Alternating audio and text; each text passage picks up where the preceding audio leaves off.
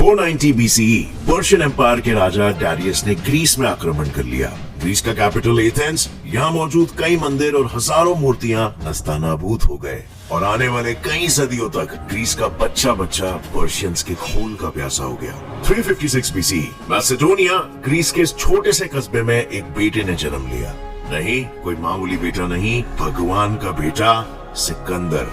334 BC Sikandar ने इस छोटे से तिनके से अपना राज्य बढ़ाया, अपने देश का बदला लिया, पूरे पर्शियन एम्पायर को तबाह कर दिया और अब विश्व का नक्शा कुछ ऐसा दिख रहा है। 326 BC सिकंदर भारत की सीमा पर खड़ा है। अगला निशाना है भारत। भारत माँ का धन। पर अचानक वो मुंह फेर के अपने देश मैसेडोनिया वापस लौट जाता है। ये सारे पहलू काफी नजदीकी से जुड़े हैं इतिहास के सबसे बड़े योद्धा अलेक्जेंडर को राजाओं का राजा, शहंशाह बनाने में, भगवान बनाने में। अलेक्जेंडर का जन्म 356 BC में मैसेडोनिया के पहला शहर में हुआ। जन्म होते ही शहर के सभी लोग उसे ग्रीक भगवान जियुस का बच्चा मानने लगे और उसकी माँ ओलंपियास ने भी इसमें उनका कम साथ नहीं दिया। अब दुनिया के सभी पिताओं की तरह उनके पिता फिलिप II भी अपने बेटे को एक काबिल राजा बनाना चाहते थे, जिसके लिए उन्होंने उस वक्त ग्रीस में मौजूद सभी बेस्ट स्कॉलर्स के जरिए अलेक्जेंडर को ट्रेनिंग दिलवाई। इन सभी स्कॉलर्स में दुनिया के सबसे मशहूर फिलोसोफर एरिस्टोटल का भी नाम शामिल है, जिन्होंने सिर्फ 3 साल की ट्रेनिंग में अलेक्जेंडर के अंदर सब्र, खुले विचार और कूटनीति की ऐसी समझ पैदा कर दी कि उसने अलेक्जेंडर के राजनीतिक गुणों को और भी ज्यादा तेज कर दिया। और इसकी पहली झलक मैसेडोनिया के लोगों को देखने मिली जब केवल 10 साल की उम्र में अलेक्जेंडर ने एक उत्तेजित घोड़े ब्यूसिफेलस को बड़ी आसानी से ट्रेन कर लिया और इसके बाद केवल 18 साल की उम्र में अलेक्जेंडर ने अपने पिता के साथ मिलकर बैटल ऑफ चेरोनिया में हिस्सा ले लिया, जहां उन्होंने अपने सामर्थ्य से थीबिस और एथेंस की सेनाओं को मात दे दी। और ये अलेक्जेंडर के सफर का एक मुख्य मोड़ था। ये पहला समय था जब अलेक्जेंडर ने अपनी महानता का प्रदर्शन दिखाया और उसके बाद जाहिर सी बात है लोगों का उनमें मौजूद दिव्य विश्वास बढ़ता चला गया और इसी के साथ बढ़ता गया अलेक्जेंडर का अहंकार और पर्शियन साम्राज्य के प्रति नफरत।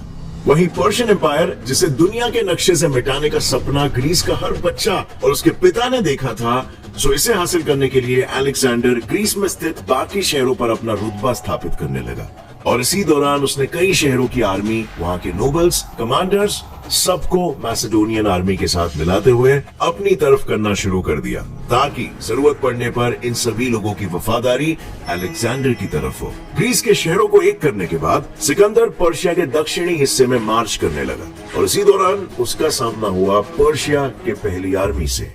एक ऐसी आर्मी जो साइज में सिकंदर की सेना से दुगुनी थी, लेकिन उसके बावजूद सिकंदर ने उन्हें मार गिराया, सिर्फ अपनी युद्ध नीति और हिम्मत के बल पर। जाहिर सी बात है ये अपने आप में एक बहुत ही बड़ी बात थी, जिस वजह से ये युद्ध सिकंदर की जीत की गाथाओं में बैटल ऑफ ग्रेनेशियस के नाम से अमर हो गया।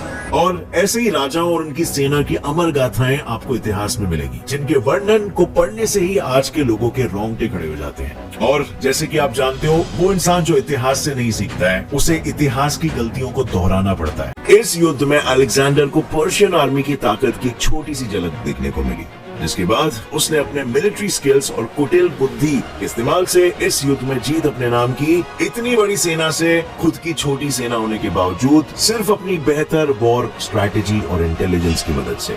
इस जीत के बाद अलेक्जेंडर ने एशिया माइनर के कई हिस्सों को अपने कब्जे में ले लिया और जहां वो नहीं पहुंच पाया था, उन शहरों ने खुद ही उसके सामने सरेंडर कर लिया। पर पर्शिया के एक हिस्से को अपने कब्जे में लेने के बाद भी उसने वहां के कल्चर को कभी खत्म नहीं किया, बल्कि उसने सभी पर्शियन कमांडर्स, लीडर्स और गवर्नर्स को उनकी ईमानदारी के बदले उन्हें अपने इच्छा अनुसार रहने की आजादी दी। इससे हुआ ये कि एरिस्टोटल की बिना जबरदस्ती किए दिल जीतने वाली सीख को अपनाते हुए अलेक्जेंडर कई सारे लोगों का दिल जीत चुका था। और इसे अलेक्जेंडर की कूटनीति और चालाकी ही कहेंगे कि जंग लड़ने के बाद भी उसने लोगों के दिलों में अपने लिए जगह बना ली और पर्शियन एम्पायर के सभी दक्षिणी हिस्सों को मैसेडोनिया के कंट्रोल में ला दिया। पर कहते हैं ना, शेर की प्यास पानी से नहीं बुझ सकती और अलेक्जेंडर का मकसद तो पहले से ही पर्शियन आर्मी का विनाश था। अपने इसी मकसद को पूरा करने के लिए वो अपनी सेना के साथ पर्शियन आर्मी के सबसे अहम हिस्से की तरफ बढ़ने लगा, जहां उसका सामना अब तक की सबसे बड़ी पर्शियन आर्मी से हुआ। और ये मैं इसीलिए कह रहा हूँ क्योंकि अपने एम्पायर को इतना बढ़ाने के बाद भी ये पर्शियन आर्मी अलेक्जेंडर के आर्मी से बहुत बड़ी थी। अलेक्जेंडर के आर्मी में थे सिर्फ 47,000 लोग और वहीं पर पर्शियन आर्मी में 1 लाख से भी ज्यादा लोग थे।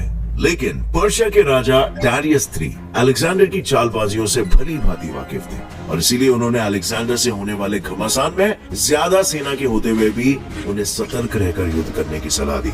हालांकि लाख कोशिशों के बाद भी डारियस अपनी सेना को अलेक्जेंडर से बचा नहीं पाए, क्योंकि जब इन दोनों राजाओं के बीच गौगमेला में जंग शुरू हुई तब रणनीति का इस्तेमाल करते हुए अलेक्जेंडर ने पर्शियन सेना को पहले अपनी सेना पर हमला करने दिया ताकि ग्रीक आर्मी पीछे हट जाए और फिर ग्रीक आर्मी के पीछे हटते ही जैसे ही पर्शियन आर्मी जीतने की लालसा से युद्ध भूमि के बीच में आए, वैसे ही वहां बने गैप के जरिए अलेक्जेंडर ने अपने काफिले को पर्शियन आर्मी के पीछे भेजकर वहां तबाही मचा दी। एज रिजल्ट जब डरा सहमा डारियस वहां से भागने लगा तब उसके ही कमांडर ने उसकी हत्या कर दी।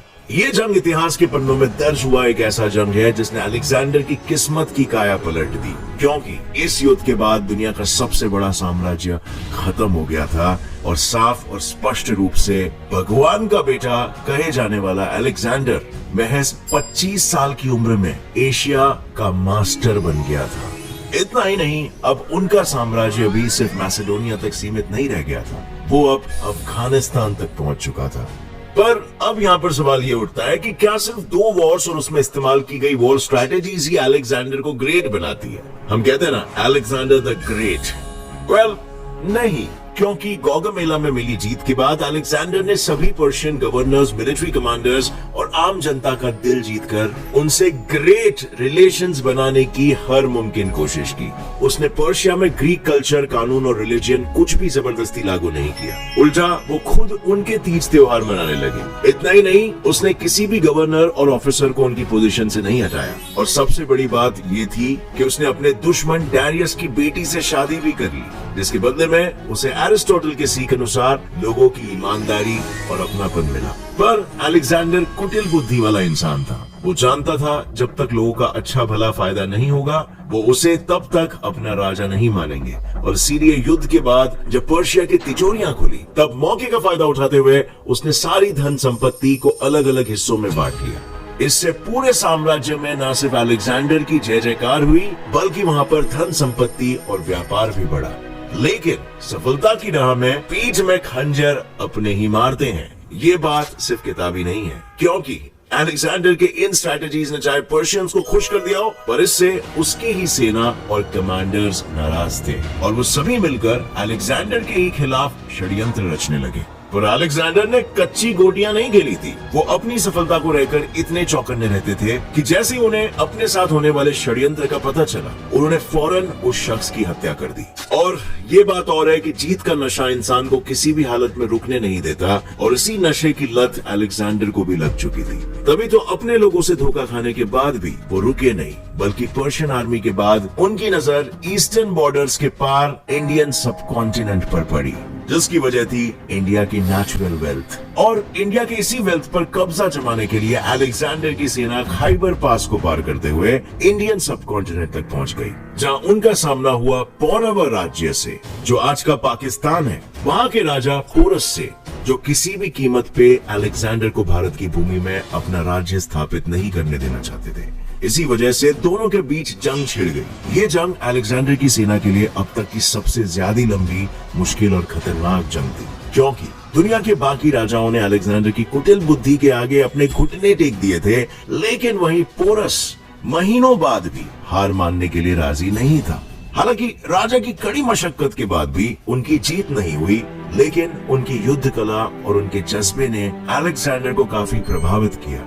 इसके बाद उसने खुद पोरस को न सिर्फ इंडियन सब कॉन्टिनेंट में राज करने दिया, बल्कि भेंट स्वरूप उसने और ज्यादा राज्य भी दे दिया। लेकिन हैरानी की बात तो ये है कि जिस राजा को दुनिया में कोई हरा नहीं पाया, उसकी मौत 32 इयर्स की कम उम्र में हो गई। किंतु मरने के बाद भी उनका शरीर मानो हार मानने के लिए तैयार नहीं था, और इसीलिए तो मरने के 6 दिन बाद भी उनकी बॉडी डीकम्पोज नहीं हो रही थी। दरअसल जून 323 BCE में अलेक्जेंडर बेबीलोन पहुंचे थे, जहां 10 दिनों के बुखार के बाद उनकी मौत हो गई, जिसके बाद उनके शरीर को जब दफनाया गया तब उनकी बॉडी 6 दिनों तक डीकम्पोज नहीं हुई। हालांकि अगर इस पर मॉडर्न रिसर्चर्स की माने तो अलेक्जेंडर को स्ट्रोक की वजह से पैरालिसिस हो गया था, जिसकी वजह से उनकी बॉडी में ऑक्सीजन की डिमांड कम हो गई होगी, उनकी आंखों की पुतलियां बड़ी हो गई होगी और उनका सांस लेना लगभग ना के बराबर हो गया होगा। और क्योंकि तभी के वैद्य दिल की धड़कन की जगह सांसों को चेक करते थे, और इसीलिए हो सकता है कि उन्होंने अलेक्जेंडर को समय से पहले ही मृत घोषित कर दिया। इसका मतलब यह है कि अगर अलेक्जेंडर कुछ साल और जी जाते तो पूरी दुनिया में उनका साम्राज्य न जाने कहां कहां तक फैला होता। चाहे कम उम्र में मरने की वजह से अलेक्जेंडर पूरी दुनिया पर राज नहीं कर पाए हो, लेकिन इससे इस बात को छुटलाया नहीं जा सकता कि सिर्फ उसी की वजह से ग्रीक संस्कृति की झलक हमें प्राचीन काल के हर हिस्से में देखने को मिलती है। यही नहीं, उनकी मौत के बाद उनका साम्राज्य भले ही खत्म हो गया था, लेकिन अगले 200 सालों तक इंडो ग्रीक किंगडम्स के जरिए ग्रीक इन्फ्लुएंस बरकरार रहा, जिसे हेलेनिस्टिक एज के नाम से भी जाना जाता है। और इसी वजह से ग्रीक भाषा भी मैसेडोनिया से 22,000 माइल्स की दूरी तय करते हुए इंडिया तक पहुंच पाई। और साथ ही इंडिया में किए गए उसके हमले के बाद ही सेंट्रल एशिया और वेस्ट के बीच ट्रेड रूट्स एस्टैब्लिश हो पाए। इसके अलावा आज दुनिया में कम से कम 50 सिटीज अलेक्जेंडर के नाम पर है, और इनमें से कई सिटीज की स्थापना खुद अलेक्जेंडर ने की थी, जहां आज लाखों में लोग रहते हैं। और सिर्फ सिटीज ही नहीं, उसने जाते जाते लोगों को अपनी मिलिट्री टैक्टिक्स भी दी, जिसे आज कई मिलिट्री एकेडमीज में पढ़ाया भी जाता है। अगर हिस्टोरियंस की माने तो अलेक्जेंडर इतिहास के उन लोगों में से थे जिनका जिक्र सैकड़ों भाषाओं और कल्चर्स में किया गया है, जैसे कि Persian, Arabic, Sanskrit, Roman etcetera. इतना ही नहीं, हिंदी का फेमस एक्सप्रेशन जो जीता वही सिकंदर, इसमें भी सिकंदर का मतलब कोई और नहीं बल्कि अलेक्जेंडर द ग्रेट है। And with that said, let's end this great video। और अगर इस वीडियो से आपको कुछ भी नया सीखने मिला, एक लाइक जरूर ठोकना, अभी सब्सक्राइब कर लो और बेल नोटिफिकेशन दबाओ ताकि आगे आने वाली हमारी कोई भी वीडियो की अपडेट आप मिस ना हो।